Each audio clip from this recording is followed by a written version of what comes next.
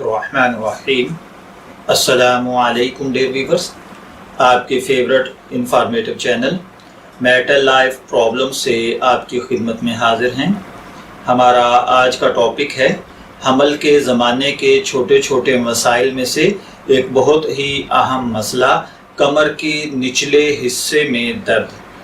गुज़िश्ता कई दिनों से हम हमल के ज़माने के छोटे छोटे मसाइल अर्ज़ कर रहे हैं। उसी में से ये एक अहम मसला कमर के पिछले हिस्से में निचले हिस्से में दर्द है। प्रेगनेंसी में ये तकलीफ़ आम होती है।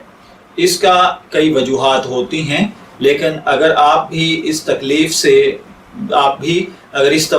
तकलीफ़ में मुब्तला हैं और कई तरीके से आप हल कर चुके हैं, लेकिन इसका कोई सलूशन आपको नहीं मिल पा रहा, तो मेरी बहन परेशान होने की ज़रूरत नहीं है। ये तकलीफ़ आम सी बात है। ये वर्जिश या पीठ सीधी रख कर खड़े होने या बैठने से इसमें अफाका हो जाता है।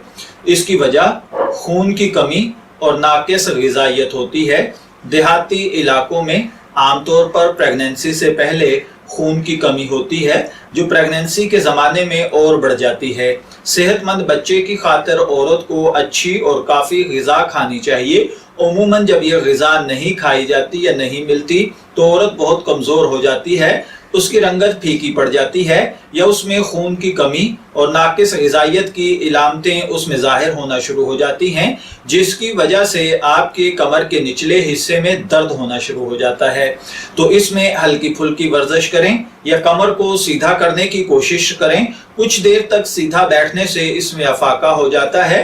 ग़िज़ा के तौर पर आप फौलाद वाली ग़िज़ाएँ खाएँ, मसलन फलियों के बीज, मुर्ग, दूध, पनीर, अंडे, गोश्त, मछली और गहरे हरे रंग के पत्तों वाली तरकारियां खाना बेहद ज़रूरी है। इससे आपको ग़िज़ाई किल्लत भी नहीं होगी और आपकी ये दर्दें भी ख़त्म हो जाएंगी।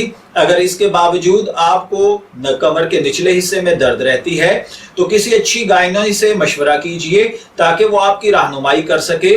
उसके मशवरे के साथ आपको कोई भी मेडिसिन इस्तेमाल करना हो तो वो करें। इंशाअल्लाहुल अज़ीज़ अल्लाह ताला आपको सेहतमंद औलाद से नवाजेगा। मैं दुआ गो हूँ कि अल्लाह ताला हर माँ को खूबसूरत औलाद फरमाबरदार बच्चों से नवाजे। इजाज़त चाहेंगे, फिर मिलेंगे किसी नए टॉपिक के साथ। तब तक के लिए अल्लाह हाफिज।